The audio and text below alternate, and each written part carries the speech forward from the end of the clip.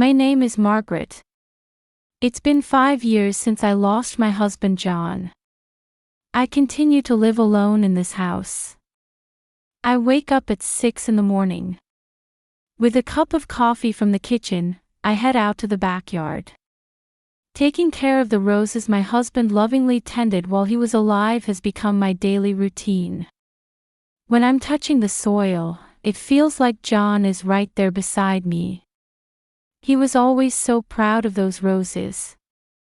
I spend my mornings doing housework, and in the afternoons, I often go out to volunteer at the church. I help with meal delivery services for elderly people living alone. When I talk to others who live by themselves like I do, I realize I'm not the only one who's lonely. Financially, I'm fine with my husband's estate and my pension. My days are quiet and peaceful. But sometimes, the house is just too quiet, and my chest tightens. In those moments, I think about my son Robert. Robert works in real estate sales. He lives about an hour's drive away with his wife Diane and their daughter Lily. Diane used to be a hairdresser, but now she's a stay-at-home mom. And my granddaughter Lily is 7 years old. She's a quiet child, and I love watching her smile so gently. I used to invite them over to my house several times a month. Lily would run around the yard, Diane would stand with me in the kitchen, and Robert would drink beer while looking at his father's roses. Those simple moments were priceless to me. But recently, something has changed. Robert's phone calls have become less frequent. He used to call once a week, but now it's maybe once a month. Even when I call him, he often doesn't answer. When I leave a message on his voicemail, it takes days before he gets back to me. The visits have decreased too.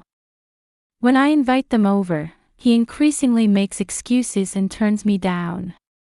Even when we do see each other, Robert and Diane seem distant somehow. Their greetings are just for show, and they won't make eye contact. The conversation doesn't flow. When I try to talk to them, I get half-hearted responses. I feel like I've become a burden to them. Still, I told myself that my son must just be busy. Robert has recently started complaining about work. He says the real estate market is slow and his income is unstable. I've heard him talk repeatedly about how the mortgage payments are tough and how much Lily's education costs. And then, he started asking me, "Mom, could you help me out with some money?" At first, it was a few $100s. Then $1,000. Then $3,000. I wanted to help if my son was in trouble. I thought it would be for my granddaughter's sake too. So several times, I gave him the amount he asked for. Robert said, "Thanks. I'll pay you back right away," but he never once repaid me. Last month, when I checked my bank statement, I was a little surprised. The balance was much lower than I expected. Even taking into account what I'd given Robert, the numbers didn't add up. But I thought maybe I was misremembering. Maybe I'd forgotten how much I'd spent because of my age. That's what I told myself. The only one who cheered me up was Lily. Sometimes, Lily would call me. When I heard her small voice saying, "Grandma, I miss you," it warmed my heart. She was the only one who still needed me. That's what I believed. At night, when I lay in bed alone, I'd stare at the ceiling and think. Since John died, Robert is all I have left. Is there some reason he's become so cold? Did I do something wrong? Or is this just the natural way families are? I couldn't find the answer. Only the quiet night embraced me. And tomorrow, another day just like this one would begin. That's what I thought as I closed my eyes. On a day in early July, Robert called me for the first time in a while. Mom, I'd like to have a barbecue at your place this weekend. His voice sounded a bit brighter than usual. I couldn't help but ask, really? Since I'd been turned down so often lately when I invited them, I'd been hesitant to ask. But he was the one suggesting it. Yeah, and Lily really wants to see you, Robert said. After I hung up, I did a little fist pump without thinking. I was going to see Lily after so long. I'd get to see that child smile. The thought made my heart leap. I decided to start preparing right away. From the next day on, I got to work on the yard. I mowed the lawn, pulled the weeds, and replanted the flowers in the garden. I pruned the rose bushes too. My husband John would have done it better, but I did my best. My back hurt, but when I thought it was for my granddaughter, it didn't bother me. I also made lemonade, Lily's favorite. I squeezed the lemons, dissolved the sugar, and chilled it in the refrigerator. Imagining her gulping it down brought a smile to my face naturally. I also stocked up on hamburger meat at the supermarket. And I didn't forget to get Robert's favorite beer. Saturday morning, I woke up earlier than usual. The sky I saw through the window was clear. Perfect barbecue weather. After barely eating breakfast, I started my final check of the yard. In the morning, I arranged tables and chairs in the yard. I put on a white tablecloth and set out colorful paper plates and cups. The charcoal for the grill was all ready too. While I was working, my neighbor Mrs. Johnson called out to me. "Oh my, Margaret, what a lovely party. My granddaughter's coming." "It's been such a long time," I answered with a smile. "That's exciting. How old is your granddaughter now?" 7. She's in 2nd grade. Mrs. Johnson said, "What a sweet age," and went back to her yard. When I was alone, I stared at the chairs arranged in the yard. Robert will sit here, Diane will sit here, and Lily will sit here. I imagined the scene. But suddenly, anxiety crossed my mind. My son's cold attitude lately flashed through my thoughts. Would he treat me normally today? It's okay, I told myself. Just focus on having a good time today. That's all you need to think about. At 1 o'clock, I took a shower and changed clothes. A light blue blouse and white pants. Looking in the mirror, I put on a little makeup. While applying lipstick, I smiled at myself. All right, let the fun day begin. At 3 o'clock, I heard a car. Looking outside through the front door, I saw Robert's car parking. I hurried to open the front door. The first one to get out of the car was Robert. A navy polo shirt and beige shorts. He saw me but didn't smile. He just raised his hand lightly. Next came Diane. She was wearing sunglasses, and I couldn't see her expression well. And finally, Lily got out. Lily. I waved at her. Lily waved back a little, but she didn't have her usual brightness. She walked with her head down, hiding behind her mother. "Welcome. I'm so glad you came," I greeted the three of them. "Mom," Robert said curtly. Diane just said hello and didn't take off her sunglasses. "Come on, let's go to the backyard. Everything's ready." I led the three of them to the yard. When Robert saw the table and chairs, he sat down in one of the chairs without saying anything. Diane also sat down next to him in silence. Lily stood next to her mother, looking at me anxiously. "Lily, sit down," Diane said. Lily nodded slightly and sat in a chair a little away from the table. "Well then, I'll light the grill." Robert, can you help me? Mom, I need to talk to you about something first, Robert said. His voice was stiff. I was a little confused. Talk. Now? Yeah, it's important. But since you came all this way, let's enjoy the barbecue first. I'll listen to what you have to say later. Robert started to say something but ended up staying quiet. Diane lightly tapped his arm, seeming to signal something. I lit the grill and started cooking the meat. Smoke rose up and a good smell wafted through the air. Lily, I'll bring you some lemonade, I said, but Lily just nodded slightly. When the hamburgers were cooked, I put them on everyone's plates. Robert and Diane started eating silently. But Lily just stared at her plate without moving her fork. Lily, aren't you eating? Grandma made it for you. Lily looked up at me. There was something in her eyes that seemed like she wanted to say something. But she didn't say anything and looked down again. A little while later, Lily said in a small voice, "My stomach hurts." I stood up from my chair and approached Lily. Are you okay? Where does it hurt?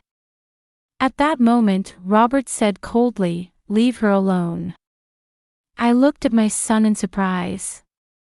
But she says it hurts. Don't worry about it, Diane added. There was a sharpness in her voice. I couldn't say anything. Lily remained sitting in the corner chair, staring intently at her knees. The barbecue party continued, but no one seemed to be enjoying it. Robert and Diane ate silently, and Lily still sat motionless in the corner chair. I tried to start a conversation several times, but the words caught in my throat.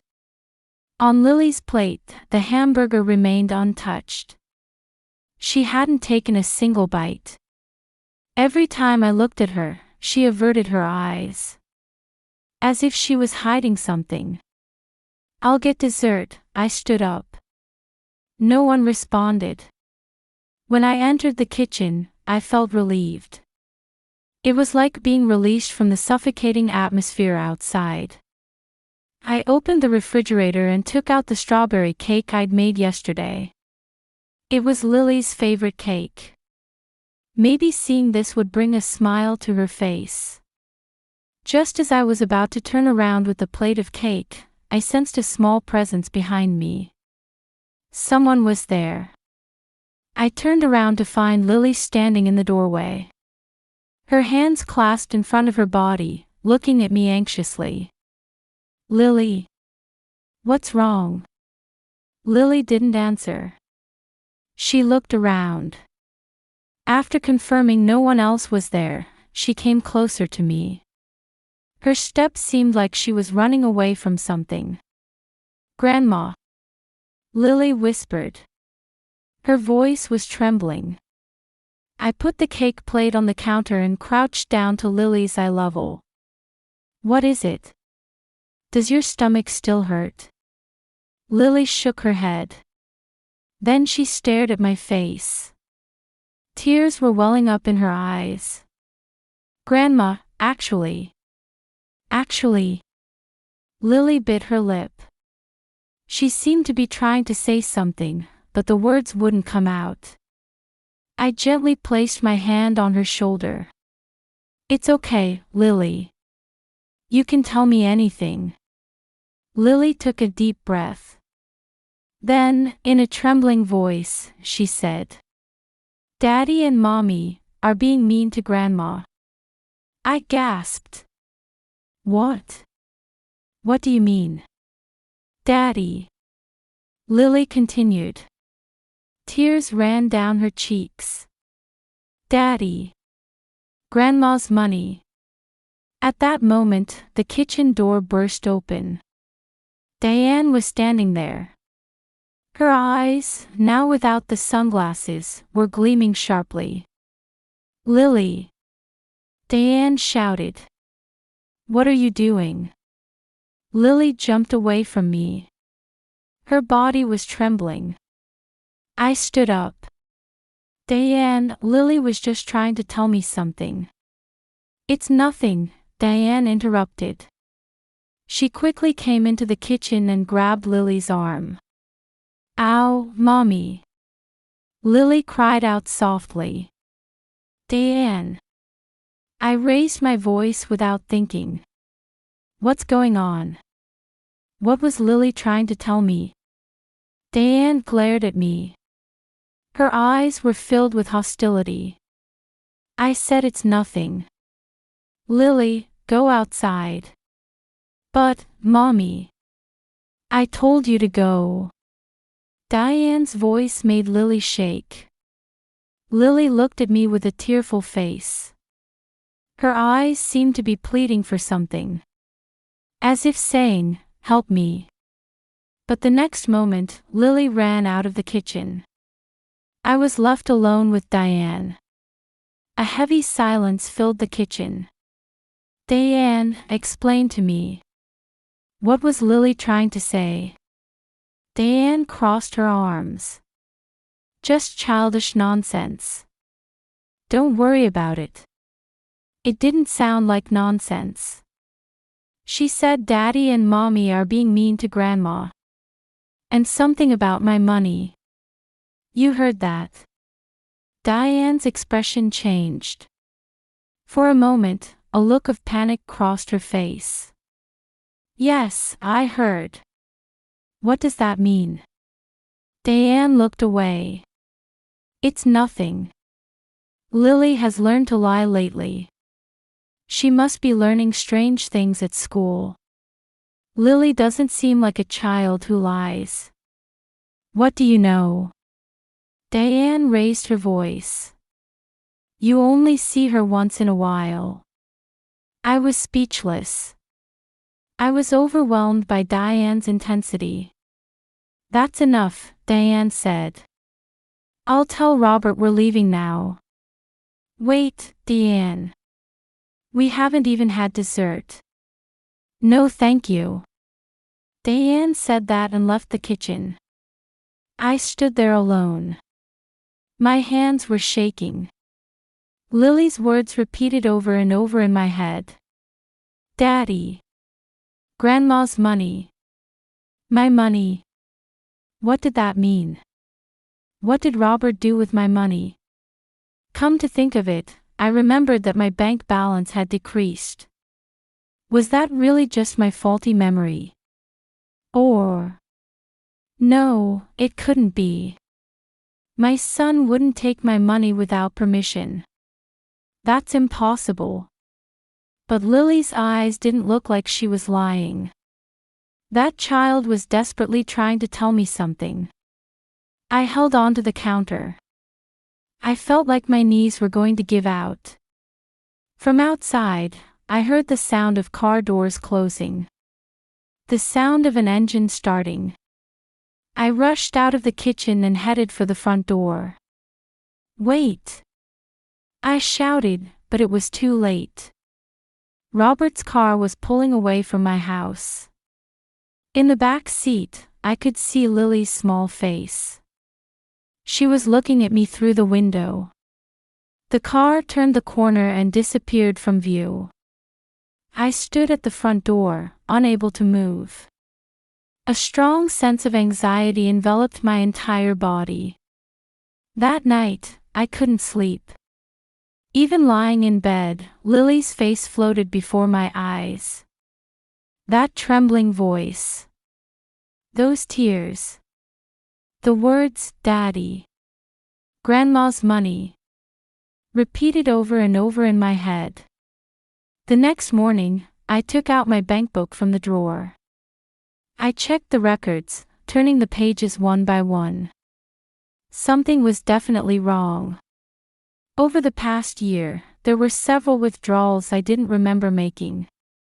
$500, $1,000, $2,000. The dates were all scattered. I didn't remember withdrawing large sums so frequently. But then, what was this? The phone rang. It was Robert. Mom, can I come over now? Now?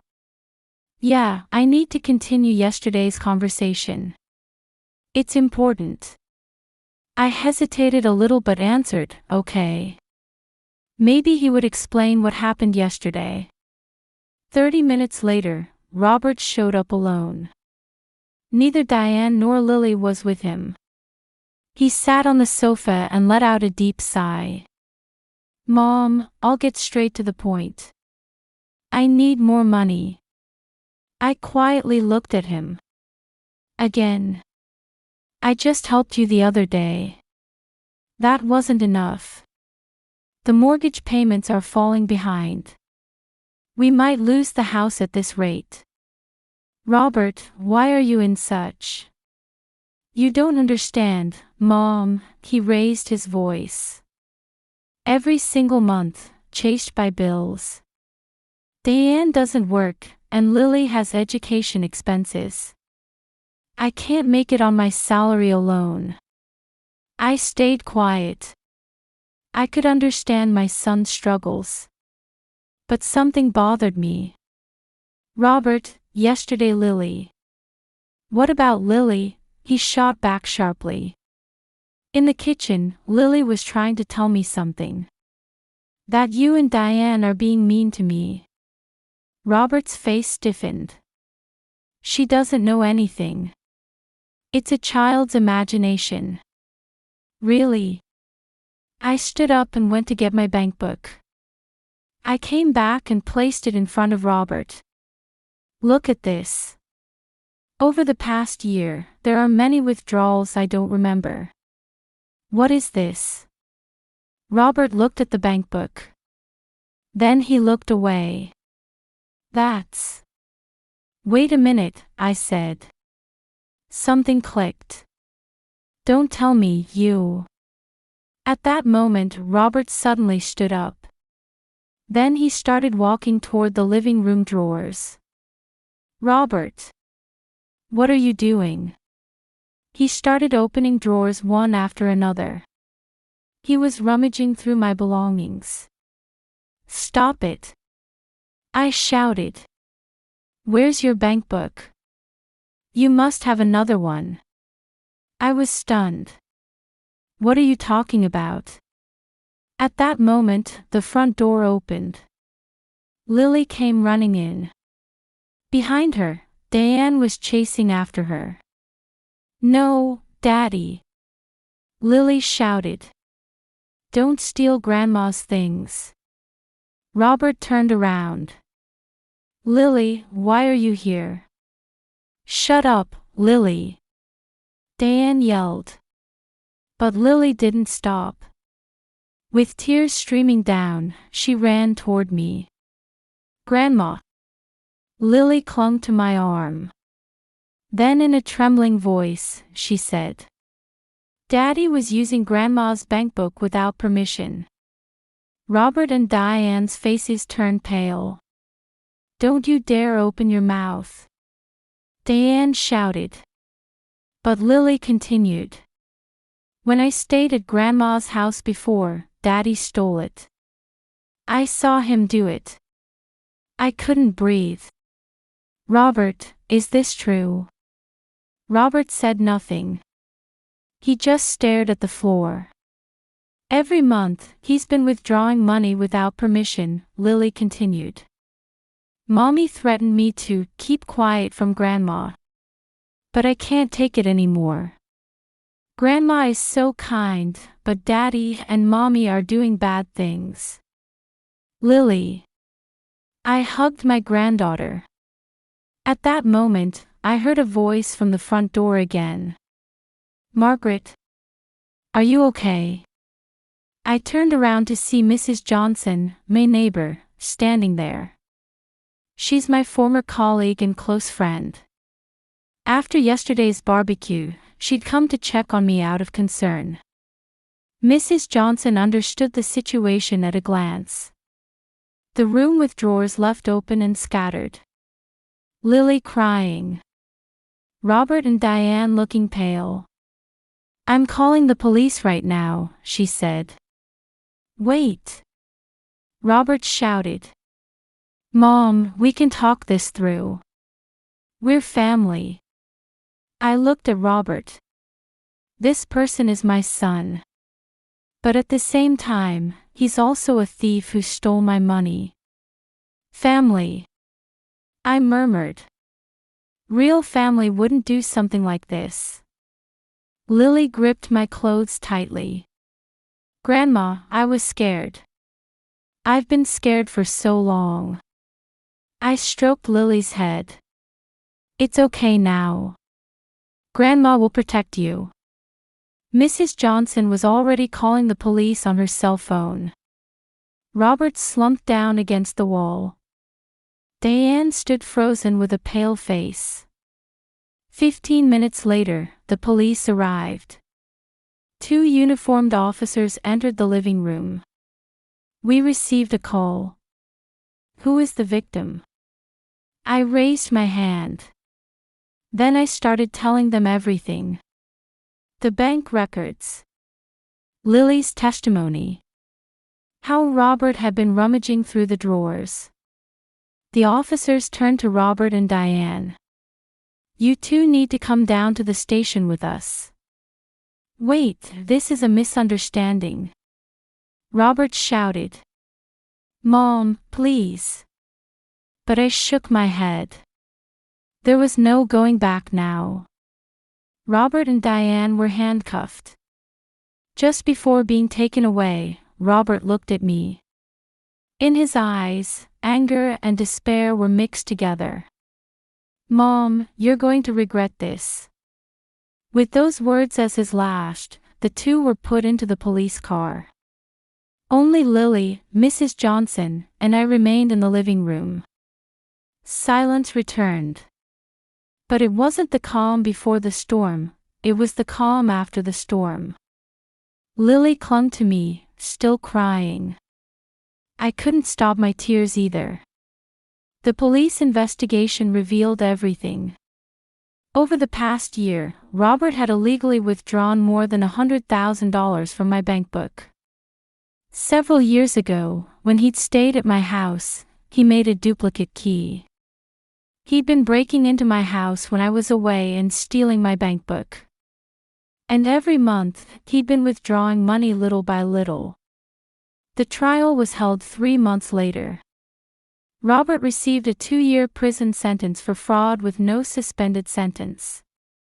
Diane, as an accomplice, received a 1-year sentence with probation. In court, Robert never once looked at me. Diane continued to insist to the end that we didn't do anything wrong. By the Child Welfare Agency's decision, I was to temporarily take care of Lily. And 6 months later, I was able to officially gain custody. One autumn afternoon, Lily and I were making apple pie in the backyard. Lily was kneading the dough, covered in flour. Grandma, I was really scared back then, Lily said. I sat down next to her. Why were you scared? I thought Daddy and Mommy would get angry. But I didn't want to see Grandma even sadder. There were no more tears in Lily's eyes. Instead, there was strength. You were truly brave, I said. A 7-year-old girl tried to protect an adult. Grandma, do you hate me? Because I let Daddy and Mommy get taken away by the police. I hugged Lily. I could never hate you. You did the right thing. And with you here, I'm truly happy. Lily buried her face in my chest. I'm happy too, being with Grandma. In the evening, the pie finished baking. We sat at the table together and ate the warm pie. Outside the window, the autumn sunset illuminated the yard. The roses my husband John had grown were still blooming beautifully. Hey, Grandma, Lily said. What do you think family is? I thought for a moment before answering. Family isn't just about blood ties. It's about relationships where people care for each other and protect one another. Then you and I are a real family, right? Yes, a real family. Lily nodded with a smile. That smile was much brighter than before. At night, after Lily had fallen asleep, I sat alone in the living room. In my hands was a photo with my husband. "John," I whispered. "Our granddaughter has grown into such a strong child. You'd be proud of her too." My husband in the photo was smiling gently. The autumn wind blew in from outside. But now, this house was no longer too quiet. Lily's laughter filled the house. Family is connected not by blood, but by love and trust. I finally understood the true meaning of that. And it was this little granddaughter who taught me. From Lily's room, I could hear her sleeping breath. I smiled and held the photo to my chest. A new family story had just begun.